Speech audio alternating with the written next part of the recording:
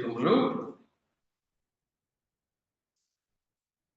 6వ అధ్యాయం మొదటి వచనాన్ని మళ్ళీ చదువు. పరమగీతములు 6వ అధ్యాయం మొదటి వచనాన్ని మళ్ళీ అందరం కలిసి చదువు. స్త్రీలలో అధిక సౌందర్యవంతుదానా, నీ ప్రియుడు ఎక్కడికి పోను, అతడు ఏ దిక్కులకు తిరిగిన మనము పోయి అతని వెతుకుదము. పరిశుద్ధులైన తండ్రి, ప్రేమ కలిగిన దేవా, మరొకసారి ఈ వాక్య భాగం ద్వారా మీరే మాతో మాట్లాడండి. వినగలిగే చెవి, గ్రహించగలిగే మనస్సు, వాక్యానికి సంపూర్ణంగా లోబడే మనస్సు మీ అందరికీ తెచ్చింది. మరొకసారి మీరే వెళ్ళిన స్థలానికి అప్పగించుకోండి. యేసయ్య నామములో ప్రార్థిస్తున్నాను తండ్రి. మనం చదువుకున్న లేఖన భాగంలో అతడు ఏ దిక్కునకు తిరిగాను, మనము పోయి అతన్ని వెతుకుతాం. మనం చూసి ఎవరైనా ఒకళ్ళు దేవుని వెతికే వాళ్ళ కింద ఉంటే మనకి దీవెన ఉంటుంది కదండి. కానీ మనల్ని బట్టి ఒకవేళ దేవునికి ఎవరైనా దూరం అవుతున్నట్లయితే దాన్ని బట్టి మనం ఏం చేయాలంటే దేవుని దగ్గర సరి చేసుకోవాలి.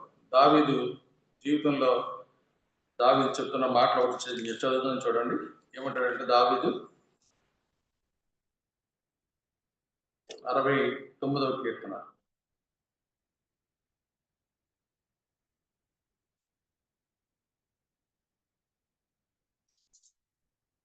5-6 వచనాలు చదవండి.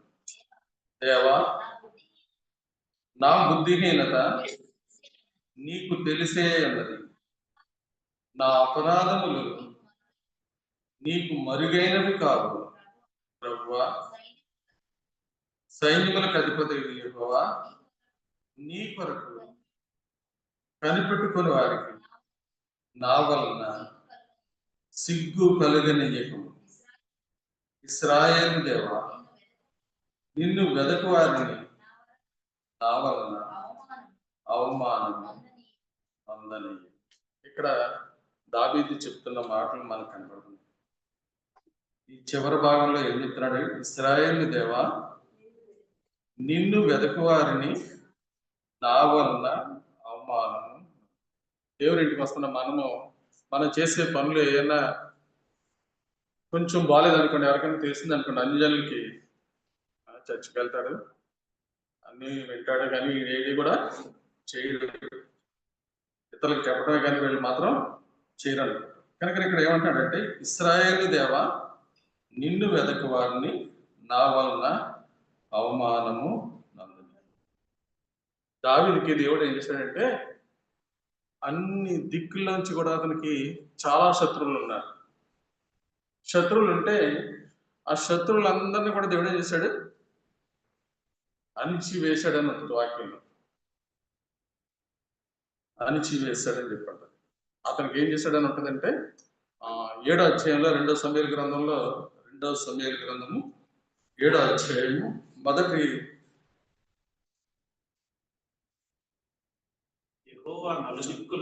యెహోవా నలుగు దిక్కుల అతని శత్రువుల మీద అతనికి విజయం ఇచ్చి అతనికి నెమ్మది కలుగు చేసిన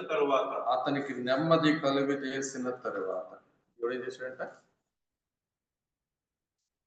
నలుదిక్కుల అతని శత్రువుల మీద అతనికి విజయం ఇచ్చి అతనికి నెమ్మది కలుగు చేస్తే, నెమ్మది ఎక్కువైన తర్వాత సోమర్తనం ఎక్కువై పాపం చేశాడు దావీదు. అర్థమైందండి? దేవుడు తనకి నలుదిక్కుల విజయం ఇచ్చి నెమ్మది ఇచ్చాడు. ఇస్తే ఈయన ఏం చేశాడంటే బుద్ధిహీనమైన పనులు కొన్ని చేశాడు. అర్థమైందండి? యుద్ధానికి వెళ్ళినప్పుడు ఆ యుద్ధంలో ఎవరైనా చనిపోతే, కొంతమంది చనిపోయినప్పుడు ఏం చేస్తాడు? ఎవరికైనా చెప్పండి. ఎవరైనా చనిపోయారు అనుకోండి, ఇప్పుడు ఏదైనా ప్రమాదంలో మన ఊర్లో వాళ్ళు ఎవరైనా చనిపోయారని చెప్పి మనకు తెలిసింది అనుకోండి, మనం ఏం చేస్తాం? ముందు అందులో ఎవరు చనిపోయారన్నది తెలుసుకోవడానికి ముందు ఉంటాం కదండి. ఎవరు చనిపోయారు, మన ఊర్లో వాళ్ళు కూడా అక్కడికి వెళ్ళారంటే అక్కడ చనిపోయారని తెలిసింది, ఏంటి ఎవరా అని చెప్పి తెలుసుకుంటాం. కానీ దావీదు అలాంటి పరిస్థితులు చేయలేదు. కనుక దావీదుకి దేవుడు బుద్ధి రావడానికి కొన్ని పరిస్థితులు తీసుకొచ్చాడు. ఏం పరిస్థితులు తీసుకొచ్చాడంటే, నలుదిక్కుల నెమ్మది ఇస్తే ఈయన నెమ్మదిని అనుభవిస్తూ సోమర్తనంతో దేవుని వెతకకుండా ఉండటం వలన పాపంలో పడ్డాడు. పాపంలో పడిన తర్వాత ఏం చేశాడంటే ఆ పాపాన్ని కప్పుపుచ్చుకోవడానికి ఏం చేశాడు? ఇంకొక తప్పు పని చేసి ఒక లెటర్ రాసి నమ్మకమైన పనివాడు తన దగ్గర ఉంటే ఆ పనివాడు చేతనే మళ్ళీ ఉత్తరం రాయించి ఆ ఉత్తరాన్ని తనతోటే పంపిస్తున్నాడు. ఎవరి దగ్గరికి? యోవాబు దగ్గరికి పంపించి యుద్ధంలో ముందు బాగా జరుగుతున్న చోట ముందు పెట్టి అతడు హతమగినట్లు చేయమని చెప్పి పంపించాడు. చూడండి ఎంత అలాంటి చెడు స్వభావం అంటే ఉంది ఇక్కడ మనకు అర్థమవుతుంది. ఇక్కడ 2 సమూయేలు గ్రంథము 11వ అధ్యాయం 13వ వచనం చదువు. 12 చదవండి.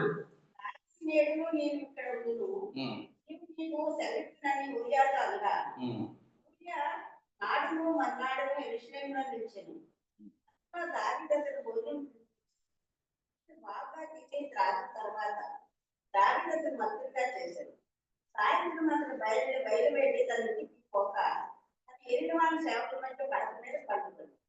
దీన్ని దావీదు మోపుగా జరుగుతున్న చోట ఊరియాను ముందు పెట్టి అక్కడ కొట్టబడి అనుమానమే అతను ఎదురు వెళ్ళిపోతుంది. యోవాబు ఉత్తరము రాయించి ఊరియాను పంపించాడు. యోవాబు పట్టణం ముట్టవేయుచుండగా దైవదూతల స్థలమును ఆ స్థలంలో ఊరియాను పంపింది. ఆ పట్టణం వారు బయలుదేరి యోవాబుతో యుద్ధముకు రాగా దావీదు సేవకుల్లో కొందరు కూలిది. ఊరియాను ఎందుకు చదివిస్తున్నానంటే దావీదు మనసు ఎలాంటిది ఇక్కడ మనకి కనపడుతుంది. ఎలాంటి మనసు అండి? ఒక నమ్మకమైన వ్యక్తిని చనిపోవడానికి దావీదు ఏం చేశాడు? కపటం చేస్తున్నాడు, కపటం ఆలోచనలతో ఉన్నాడు. ఎందుకు ఇలా వచ్చింది అంటే అతడు దేవునితో సహవాసం చేయకపోవడం వల్ల. దేవునితో సహవాసం చేస్తున్నప్పుడు సోమర్తనం అనేది మనుషులకు రాదు. సోమర్తనం ఎప్పుడు వస్తుందంటే దేవునితో సహవాసం చేయడానికి సోమర్తనం అంటారు. సోమరుడు ఇప్పుడు కూడా ఏం చేస్తాడంటే పడుకుంటున్నాడు, అన్ని ఇలా జరిగితే బాగుండు అలా జరిగితే బాగుండు అని ఆలోచనలతో ఉంటాడు తప్ప ప్రార్థన చేయడాడు. సోమరి ఆశపడిన కానీ వాడికి ఏమీ దొరకదని ఉంటుంది. అంటే సోమరుల లక్షణాలు ఎప్పుడు ఎలా ఉంటాయంటే పని చేయడానికి వాడి చేతులు ఎప్పుడు కూడా ఇష్టపడవాలని ఉంటుంది. కనుక ఇవన్నీ ఎందుకు చదివిస్తున్నానంటే ఇక్కడ మనం చదువుకున్న కీర్తనలు ఏమనుంది? 69వ కీర్తనలో దావీదు ఏం చేశాడు అన్నది మనకి అర్థం అవడానికి ఈ వచనాలన్నీ చదివిస్తున్నాను అనమాట. అప్పుడు మీకు 69వ కీర్తన, ఇశ్రాయేలు దేవా నిన్ను వెతకు వారికి నా వలన అవమానము నందని. దేవుడు వెతికే వాళ్ళకి దావీదు ద్వారా ఎలాంటి అవమానం, దావీదు పనులు, దేవుడు ఎలాంటి పనులు, దావీదు ఎలాంటి పనులు చేశాడంటే 6వ వచనం ఏముంది పై భాగంలో?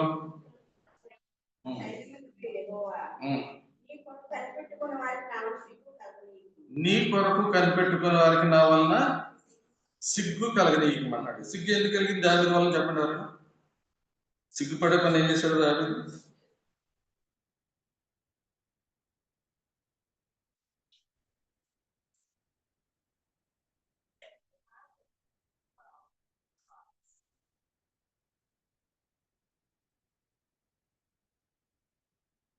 ఎవరైనా చెప్తారు? ఇక్కడ మనం చదువుకున్న వచనంలో, దేవా నా బుద్ధిహీనత నీకు తెలిసే ఉన్నది, నా అపరాధములు నీకు మరుగైనవి కావు. ప్రభువా సైన్యములకు అధిపతి యెహోవా నీ కొరకు కనిపెట్టుకున్న వారికి నా వలన సిగ్గు కలగనీయమని చెప్తాడు. ఏంటి ఆయన వలన సిగ్గు ఏం కలిగింది? ఏం చేశాడు? సిగ్గుపడే పని ఏం చేశాడంటే సింహాన్ని ఎలుగుబంటిని చంపినోడు ఇప్పుడు అలా కొడుకు నిన్ను తరవడానికి వస్తున్నాడని చెప్పి తెలిస్తే ఏం చేశాడంటే 15వ అధ్యాయం 2వ సమూయేలు గ్రంథం 15వ అధ్యాయం 30వ వచనం చదువు.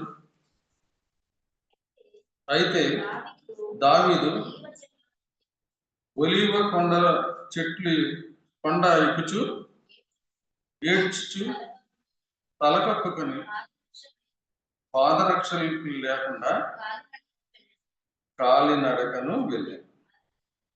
అతని యొద్దనున్న జనులందరూ తలలో కప్పుకు. చాలండి, తలగా కప్పుకొచ్చండి. ఒక రాజు తల కప్పుకోవచ్చా? తల కప్పుకోవడం అంటే ఏంటి? మొదటి కొరింథీ పత్రిక 11వ అధ్యాయం 4వ వచనం చెప్పి చదవండి.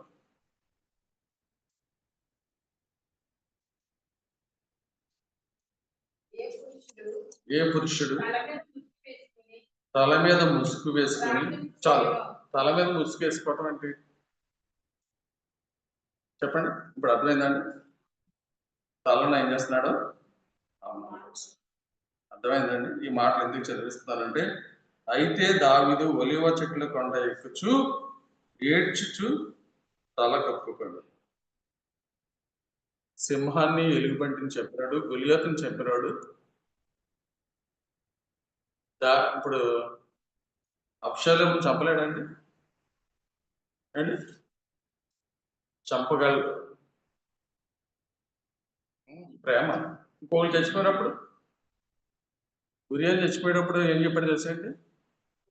ఎంత మంచి సలహా ఇచ్చాడంటే యోవాబుకి, చదవండి 11వ అధ్యాయంలో ఒక మాట చదవండి, మీకు బాగా అర్థమవుతుంది.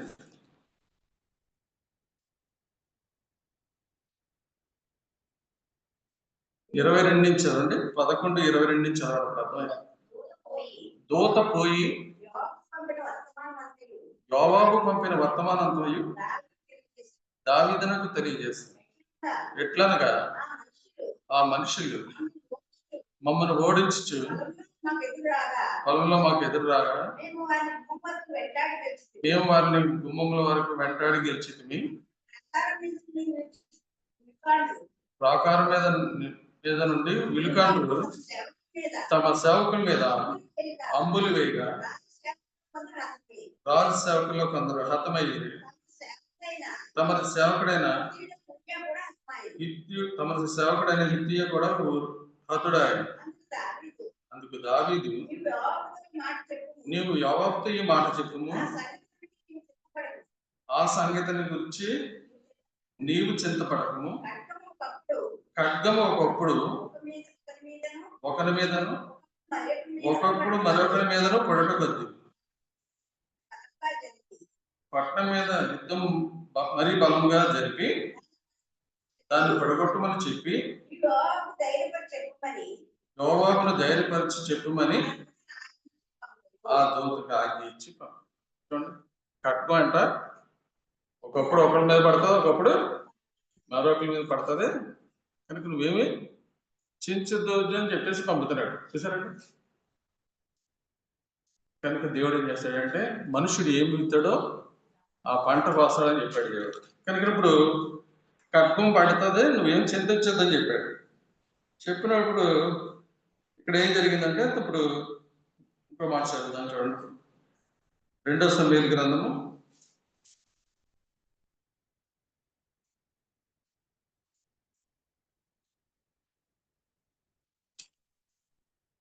2వ సమూయేలు గ్రంథం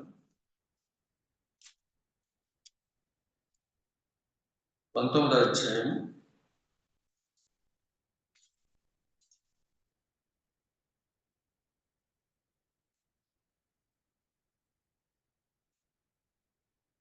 1 నుంచి చదవండి. రాజు తన కుమారుని గురించి దుఃఖించున్నాడు అనే సంగతి జనులందరూ విని యుద్ధమందు సిగ్గుతో పారిపోయిన జనుల వలె వారు నాడు దొంగ నడకలతో వచ్చి ప్రవేశించారు. నాటి విజయము జనులందరికీ దుఃఖమునకు కారణమైంది. రాజు ముఖము కప్పుకొని, అబ్షాలోమా నా కుమారుడా, అబ్షాలోమా నా కుమారుడా, నా కుమారుడని కేకలు వేయించి ఏడ్చుండగా రాజు అబ్షలోమును గురించి దుఃఖించుచు ఏడ్చున్నాడన్న సంగతి యోవాబు విని విని రాజు నగరనందున్న రాజునద్దకు వచ్చి నీ ప్రాణమును నీ కుమారుల ప్రాణములను నీ కుమార్తెల ప్రాణములను నీ భార్యల ప్రాణములను నీ ఉపపత్నుల ప్రాణములను ఈ దినమున రక్షించిన నీ సేవకులందరినీ సిగ్గుపరిచి నీ స్నేహితుల ఎడల ప్రేమ చూపుక శత్రువుల ఎడల ప్రేమ చూపుచు ఈ దినమున అధిపతులను సేవకులను నీకు ఇష్టమైన జనులు కారని నీవు కనపరచు. మేమందరము చనిపోయి అబ్షాలోము బ్రతికిండినగా అది నీకు ఇష్టమగునన్న మాట. చూసారండి ఎన్ని ఎందుకు ఇస్తానంటే, ఖడ్గం ఒకప్పుడు ఒకటి మీద పడుతుంది, ఒకప్పుడు ఒకటి మీద పడుతుంది. దానికోసం నువ్వు అది చింతించొద్దని చెప్పాడు. ఇప్పుడు ఖడ్గం ఎక్కడ పడింది? వాళ్ళ కుమారు మీద పట్టినప్పుడు ఎలా అంటున్నాడు? అబ్షాలోమా నా కుమారుడా, అబ్షాలోమా నా కుమారుడా, నా కుమారుడా అని చెప్పేసి ఏడుస్తున్నాడు. అర్థమైందంటే ఖడ్గం ఒకప్పుడు మీద పడుతుంది, ఇంకొకటి మీద పడుతుంది. దానికి చింతించొద్దని చెప్పినాడు. మరి ఇప్పుడు ఈయన ఎందుకు చింతిస్తున్నాడు అంటే, మనిషి జీవితం ఎలా ఉంటుందంటే తన దగ్గరికి వస్తేనే కానీ ఇది తెలియదు. అర్థమైందండి? తన బిడ్డలు క్షేమంగా ఉండాలని మాత్రం ఆలోచించాడు తప్ప, మరి ఎదుటోళ్ళు కష్టాల్లో ఉన్నప్పుడు, బాధల్లో ఉన్నప్పుడు తినేమి కూడా దాని గురించి అసలు ఎవరు చచ్చిపోయారు, వీళ్ళు కొంట అవన్నీ పడేసినప్పుడు ఎవరు చనిపోయారని అసలు అడగాలి కదా. మన సైన్యంలో ఎంతమంది చనిపోయారు, ఎవరు చనిపోయారు, అసలు వాళ్ళ గురించి ఏమీ పట్టింపు లేదు. కనుకనే దావీదు వలన ఏమేమి కలిగినాయి అంటే, ప్రజలందరికీ కూడా రాజు ఏడవటం ఏంటి కదంటే, రాజు ఏడుస్తాడు. అసలు రాజు ఏం చేయాలి? అందరినీ ధైర్యపరచాలి. కానీ ఈ రాజు వలన అక్కడ ఏం జరిగిందంటే సిగ్గుపడ్డారు. అక్కడ ఉన్న ప్రజలందరూ కూడా సిగ్గుపడ్డారు. అక్కడ ఉన్న ప్రజలందరూ కూడా ఇక్కడ మనం చదువుకున్న ఈ 69వ కీర్తనలు ఏమంటున్నాడు అంటే, నీ కొరకు కనిపెట్టుకునే వారికి నా వలన సిగ్గు కలగనీయకము. సిగ్గు కలిగిందా లేదండి? వాళ్ళందరూ కూడా దావీదేంటి వాళ్ళ కొడుకు చనిపోయినప్పుడు ఇలాగే ఏడుస్తున్నాడు. మామూలు సైన్యం చాలా మంది చచ్చిపోయినా కూడా అతనికి బాధ కలగలేదని చెప్పేసి వాళ్ళు బాధ. తర్వాత ఏం తెలుస్తున్నాడు? ఇశ్రాయేలు దేవా నిన్ను వెతకవారు నా వలన అవమానం ఉందని ఆయన 2 పనులు చేశాడు. ఏం చేశాడు చెప్పండి.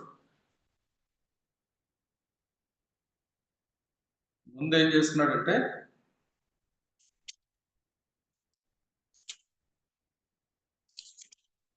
15 అధ్యాయము 30వ వచనంలో ఏం గొప్పుకున్నాడు? తలగొప్పుకున్నాడు. 19వ అధ్యాయంలో 5వ వచనం చివరి భాగంలో ఏం గొప్పుకున్నాడు?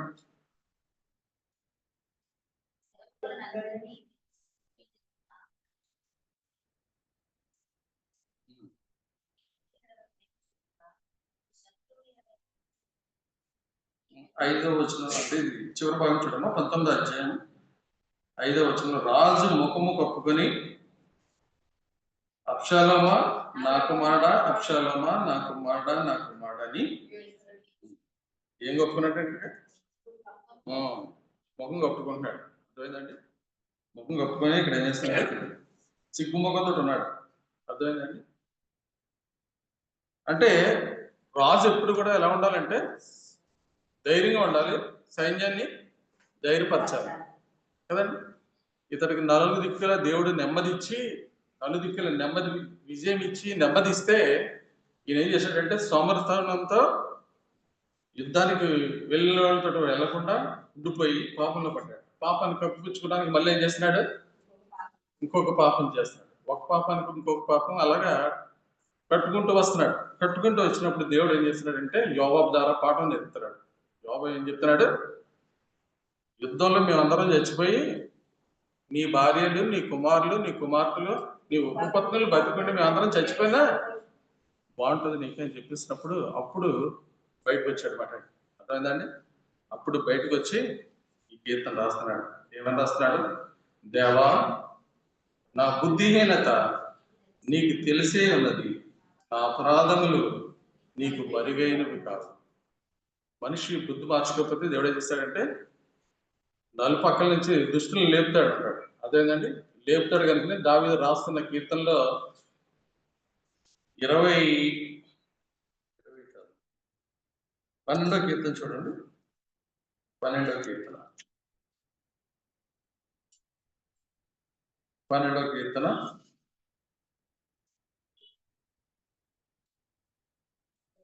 7-8 వచనం చదువు. యెహోవా నీవు దరిద్రులను కాపాడేదవు, ఈ తరము వారి చేతుల నుండి వారిని నిత్యము రక్షించెదవు. నరులలో నీచి వర్తన ప్రబలమైనప్పుడు దుష్టులు గర్విష్ఠులై ఎలా ఉంటారంట? దుష్టులు గర్విష్ఠులై నలుదిక్కులా తిరుగుతారు. ఒక వ్యక్తి సరైన జీవితం జీవించకపోతే వాడిని బట్టి ఇంకొంతమంది దుష్టులు తయారైతూ ఉంటారు. అర్థమైందండి? కనుకనే ఇక్కడ ఏమన్నాడంటే నరులలో నీచవర్తన ప్రబలమైనప్పుడు దుష్టులు గర్విష్ఠులే నలుదిక్కుల తిరుగులాడదు. కనుక దుష్టులే ఏమవుతున్నారంటే గర్విష్ఠులు అవుతారు. అర్థమైందండి? దుష్టుడికి ఏముండదు, దుష్టుడు ఎప్పుడు కూడా దేవుని మర్చిపోతుంటాడు, దేవుడు చేసిన మేలుని ఉపకారాలని మర్చిపోతుంటాడు. కనుకనే దుష్టులకు దయచూపినను వారి నీతిని నేర్చుకోరంట. వస్తారు, వింటారు, వెళ్తారు, అంతే. కనుకనే వాళ్ళ గురించి వాక్యాలు చూస్తున్నట్లయితే మనం చాలాసార్లు చదువుతూ ఉంటాం. యెషయా గ్రంథంలో మాట చదివి వినిపించేవాళ్ళకి 26వ అధ్యాయం ఏముంటది? 26వ అధ్యాయం చూడండి. 26వ అధ్యాయము 8వ వచనం చదవండి. యెహోవా నీ తీర్పుల మార్గమున నీ వచ్చుచున్నావని మేము నీ కొరకు కనిపెట్టుకొనిచున్నాము. మా ప్రాణము నీ నామమును నీ స్మరణను ఆశించున్నది. రాత్రి వేళ నా ప్రాణం నిన్ను ఆశించున్నది. నాలో ఉన్న ఆత్మ ఆసక్తితో నిన్ను ఆశ్రయించుచున్నది. నీ తీర్పులు లోకమునకు రాగా లోక నివాసులు నీతిని నేర్చుకుందురు. దుష్టులకు దయచూపినను వారు నీతిని నేర్చుకోరు. దుష్టులకి దేవుడు దయ చూపిస్తున్నాడంట, కానీ వాళ్ళు నీతిని నేర్చుకోరు. నేను దుష్టులు కాదనుకుంటారు. ఎందుకంటే వాళ్ళ మనస్సాక్షి సరిగ్గా పనిచేయదు. మనస్సాక్షి పనిచేస్తే నేను దుష్టుని అని చెప్పి తెలుసుకుంటే వెంటనే ఏం చేయాలి? దుష్టత్వాన్ని విడిచిపెట్టారు. దుష్టులకు దేవుడు ఏం చేసి చూపిస్తున్నాడంట? దుష్టులకు దయ చూపిస్తున్నాను, వారు నీతిని నేర్చుకోరంట. ఎందుకంటే దుష్టులు స్వాధీనంలో ఉంటారు, వాళ్ళు కంప్లీట్ గా మన స్వాధీనంలో ఉంటారు. కనుక యోహాను సువార్తలో యేసుప్రభువు చెప్తున్న మాటలు చూడండి.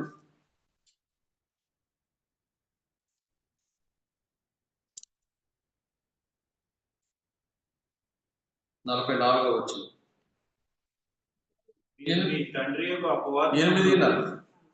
మీరు మీ తండ్రి అగు అపవాది సంబంధులు మీ తండ్రి దురాశలను నెరవేర్చుకొనుచున్నారు. మీ తండ్రి దురాశలను నెరవేర్చుకొనుచున్నారు. ఆది నుండి వాడు నరహంతకుడై ఉండి సత్యమందు నిలిచిన వాడు కాడు. వాని యందు సత్యమే లేదు. వాడు అబద్ధమాడినప్పుడు తన స్వభావమును అనుసరించి మాట్లాడు. వాడు అబద్ధికుడును అబద్ధములకు జనకుడునై ఉన్నాడు. నేను సత్యమునే చెప్పుచున్నాను గనుక మీరు నన్ను నమ్మరు. దేవుని వాక్యం చెప్తుంది. దేవుని వాక్యం వింటా ఉంటాం, కానీ ఆ వాక్యాన్ని నమ్మం. మనం ఏం చేస్తూ ఉంటాం? దుష్టుని యొక్క స్వాధీనంలో ఉండి దుష్టుడు చెప్పినట్టుగానే నడుచుకుంటూ ఉంటాం. కనుకనే ఇర్మియా గ్రంథంలో చెప్తున్నాడు, నా జనులు ఎక్కడ ఉంటారంటున్నాడు?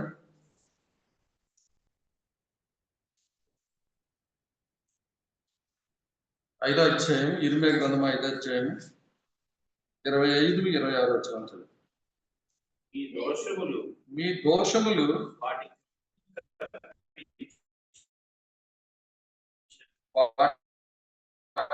క్రమమును తప్పించను, మీకు పాపములే కారణం. ఆ జనులలో దుష్టులు ఉన్నారు. ఎక్కడున్నారంటే నా జనులలో దుష్టులు ఉన్నారు. అంటే మనం వాక్యం వింటా ఉంటాం కానీ దుష్టులు చెప్పినట్టుగానే దుష్టుల యొక్క ఆలోచన చెప్పినగానే నడుచుకుంటా ఉంటాం. కనుక వాళ్ళ గురించి ఏం చెప్పిన అంటే 21-22 వచనాలు చూడండి. 20 నుంచి చదవండి. యాకోబు వంశస్థులకు ఈ మాట తెలియజేయడి.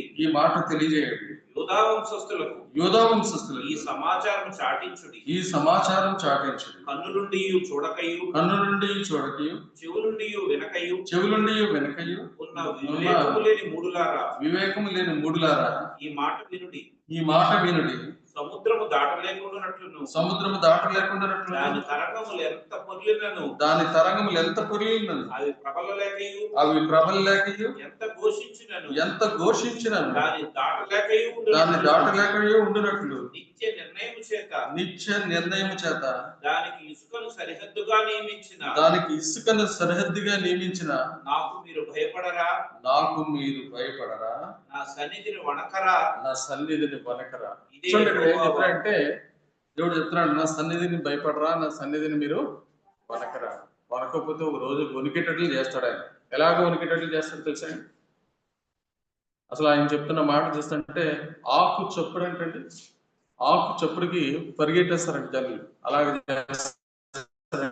దేవుడు అది వింటున్నప్పుడు అది ఎందుకు రప్పిస్తాడంటే దేవుని వాక్యం వింటూ కూడా వాక్యానికి భయపడకపోతే మాత్రం తప్పనిసరిగా భయములు ఏం చేస్తాయంటే మనుషుల్ని తరిమేస్తాయంట. చూడండి ఇక్కడ రాస్తున్నాడు, ఆకు చప్పుడు ఏం చేస్తాడంట మనుషుని తరిమేస్తుందంట.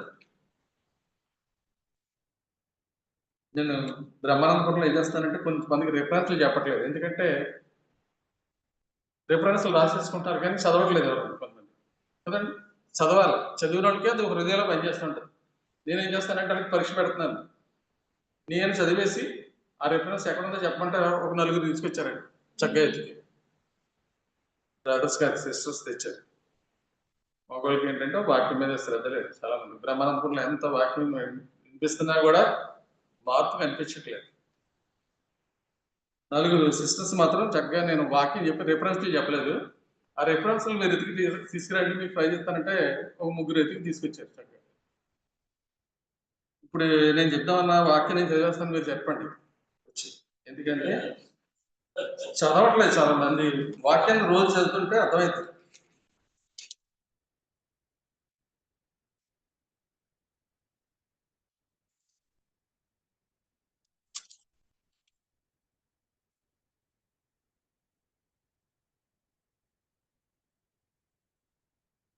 మీలో మిగిలిన వారు తమ శత్రువుల దేశంలో ఉండగా వారి హృదయంలో అధైర్యం పుట్టించదని కొట్టుకొని పోవచ్చున్న ఆకు చప్పుడు వారిని తరుమును. ఖడ్గము ఎదుటి నుండి పారిపోనట్లు వారు ఆ చప్పుడు విని పారిపోయేది, తరుమువాడు లేకనే పడిదరు.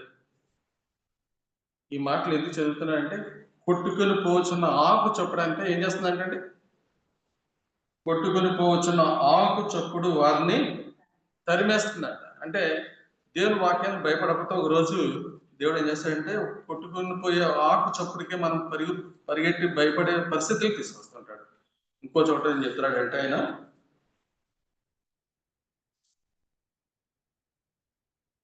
నలుదిక్కుల భీకరమైనవి వారికి భయము కలుగజేయను, భయములు వారిని వెంటాడి తరుమను, వారి బలము క్షీణించిపోవను, వారు కూల్చుటకు ఆపద కాచును. కనుక దేవుడు నలుదిక్కున నెమ్మదిస్తే చాలా మంది ఏం చేస్తారంటే నెమ్మదిని అనుభవిస్తున్నారు, కానీ ఆ నెమ్మదిని అనుభవిస్తూ కూడా ఇతరులకు ఏం చేయాలి? మనం పొందిన నెమ్మదిని ఇతరులు కూడా పొందాలని చెప్పి మనం చూడాలి. దావీదుకు నలుదిక్కులు నెమ్మది ఇచ్చిన తర్వాత మరి కుమారుడు కాలంలో మరి ప్రజలు ఎలా పరిపాలన చేశారంటే సొలొమోను బ్రతికినంత కాలం అతనికి వాళ్ళు పన్ను చెల్లిస్తూ వచ్చారంట. వాళ్ళు ఏం చేశారని ఉంటుందంటే సొలొమోను కాలంలో నిర్భయముగా వాళ్ళ చెట్ల కింద కూర్చొని తిని వాళ్ళు సంతోషంగా జీవితాన్ని గడిపినట్లుగా వాక్యంలో మనం చూస్తుంటాం. 1 రాజుల గ్రంథంలో మనం చూసినట్లయితే 4వ అధ్యాయంలో చూడండి ఏమని ఉంటుందంటే ఇక్కడ 1 రాజుల గ్రంథం 4వ అధ్యాయం. సొలొమోను దినములన్నిటను ఇశ్రాయేలు వారిని యూదా వారిని దాను మొదలుకొని బెయేర్షెబా వరకును తమ తమ ద్రాక్ష చెట్ల క్రిందను అంజూరపు చెట్ల క్రిందను నిర్భయముగా నివసించుచుండిరి.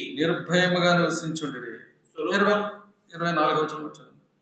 యూఫ్రటీసు నది యువతల తిప్సహు మొదలుకొని గాజా వరకును నది యువతలనున్న రాజులందరి మీదను అతనికి అధికారం ఉండెను.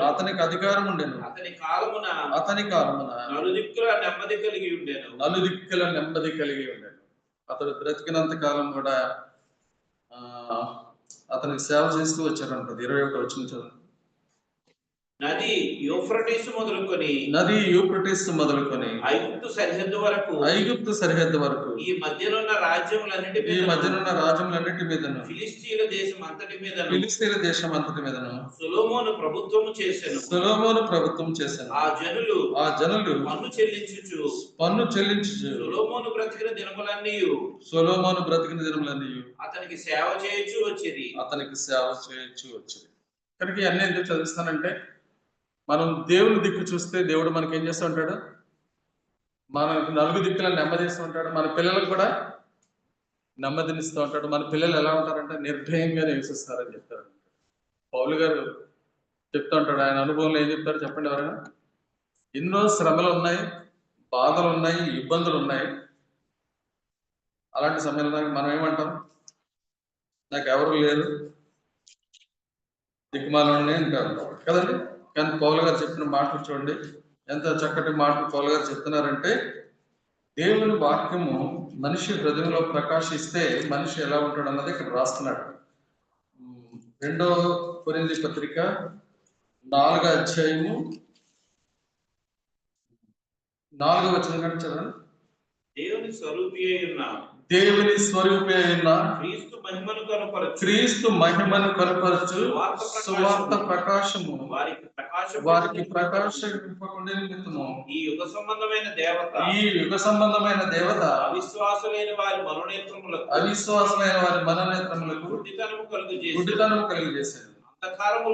అంధకారములో నుండి వెలుగు ప్రకాశించును గాకని పలికిన దేవుడే తన మహిమను గూర్చిన జ్ఞానము యేసుక్రీస్తునందు వెల్లడిపరచుటకు మా హృదయములో ప్రకాశించెను. దేవుని వాక్యం మనిషి హృదయంలో ప్రకాశిస్తే ఆ వ్యక్తి ఎప్పుడు కూడా దిక్కుమాలినోడు కింద ఉంటాడు. ఎలా ఉంటాడో ఇక్కడ రాస్తున్నాడు. 7వ వచనం కూడా చూడండి. అయినను ఆ బలాధిక్యము మా మూలమైనది కాక దేవునిదై ఉండినట్లు మట్టి ఘటములలో ఈ ఐశ్వర్యం మాకు కలదు. ఎటుపోయినను శ్రమపడుచున్నను ఇరికింపబడి వారము కాము. అపాయములో ఉన్నాము, కేవలము ఉపాయము లేని వారము కాము. తరుమబడుచున్నను దిక్కులేని వారము కాము. కనుక దేవుని దిక్కులే చేసుకుంటే నువ్వు దిక్కులేనివాడు కావు. ఆయన నీకు దిక్కుగా ఉంటాడు. ఆయన నిన్ను ఎలా కాపాడతాడు అన్నది జీవిత అనుభవంలో పౌలు గారు చెప్తారు. ఆయన హృదయం ఏం ప్రకాశించిందని, అంధకారంలో నుండి వెలుగు ప్రకాశించిన కాక పలికిన దేవుడే తన మహిమను గూర్చిన జ్ఞానము యేసుక్రీస్తునందు వెల్లడిపరచుటకు మా హృదయంలో ప్రకాశించింది. దేవుని వాక్యం మన హృదయంలో ప్రకాశిస్తే మనం దిక్కులేని వాళ్ళం కింద ఉంటాం. మనం ఇప్పుడు కూడా ఎలాంటి వారం అంటే, మనకి ఎలాంటి దిక్కు అంటే చెప్పలేము కదండి. అన్ని దిక్కుల నుంచి దేవుడు మనకి ఏం చేస్తుంటాడు, సహాయం చేస్తాడు. కనుకనే ఇక్కడ మనం చదువుకున్న పరమగీతాల్లో వచ్చిన చూసినట్టు, స్త్రీలలో అధిక సుందరి ఒకదాన నీ ప్రియుడు ఏ దిక్కునకు పోయేను, నీ ప్రియుడు ఎక్కడికి పోయేను, అతడు ఏ దిక్కునకు తిరిగాను, మనం పోయి అతన్ని వెతుకుదాము రమ్మ. కనుక మనల్ని బట్టి దేవుని వెతికే వాళ్ళకి మన వలన ఎప్పుడు కూడా అవమానం కలగకూడదు, సిగ్గు కలగకూడదు. దేవుడిని వెతికే వాళ్ళ వలన ఇతరులు ధైర్యం పొందాలి. కనుకనే దావీదు తన అనుభవంలో చెప్తున్నాడు.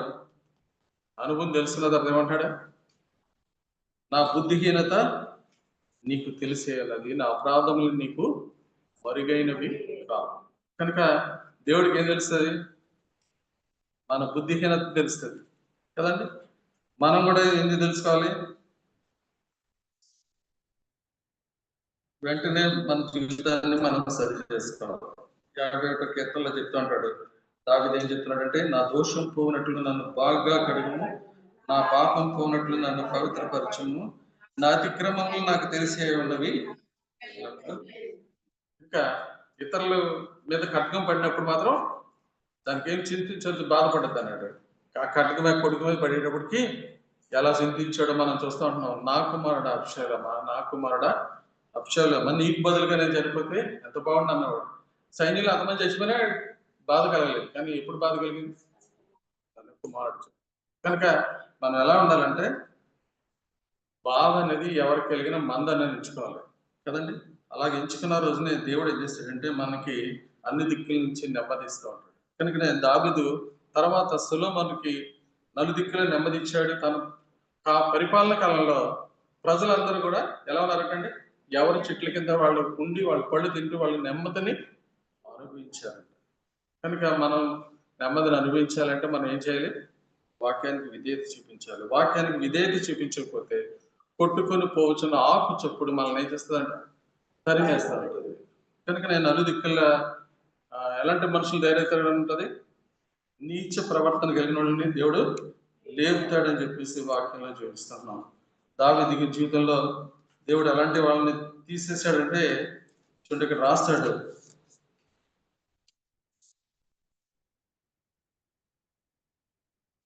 ఒక వచనం చదువుకొని మనం ముగించుకుందాం.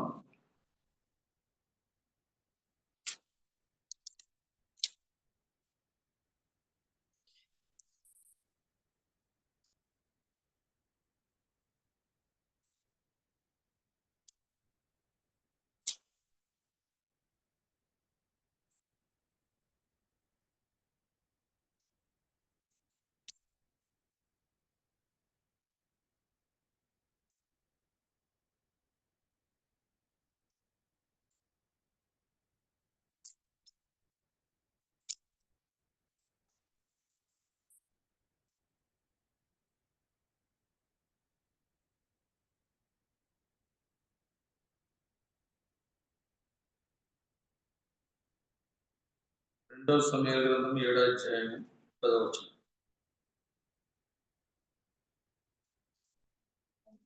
మరియు ఇశ్రాయేలీయులను నా జనులు ఇకను కదిలింపబడకుండా తమ స్వస్థలమందు నివసించినట్లు దాని యందు వారిని నాటి పూర్వం ఇశ్రాయేలీయులను నా జనుల మీద నేను న్యాయాధిపతులను నియమించిన తర్వాత జరిగించి వచ్చినట్లు దుర్బుద్ధి గల జనులు ఎక్కువనో వారిని కష్టపెట్టగా ఉన్నట్లు చేసి నీ శత్రువుల మీద నీకు జయమిచ్చి.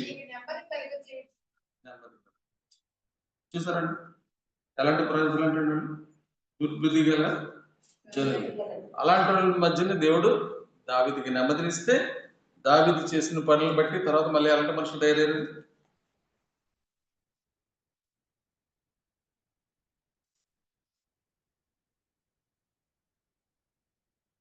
నరుల్లో నీచవర్తన ప్రబలమైనప్పుడు దుష్టులు గర్విష్ఠులే నల్లు దిక్కుల తిరుగులాడు. కనుక మనము మన యొక్క ప్రవర్తనని ఎప్పటికప్పుడు సరి చేసుకోకపోతే దేవుడు ఏం చేస్తాడు, మన ప్రవర్తనని మార్చడానికి, సరి చేయడానికి మళ్ళీ దుష్టుల్ని గర్విష్ఠులు అయ్యేటట్టు చేసి మనకి బుద్ధి నేర్పిస్తాడు.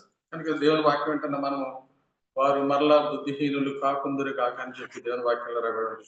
కనుక అలా ఉండటానికి పరిశుద్ధాత్మ దేవుడు సహాయం చేయను గాక. వాళ్ళ దగ్గర మళ్ళీ పెద్దలను ప్రార్థిస్తాం.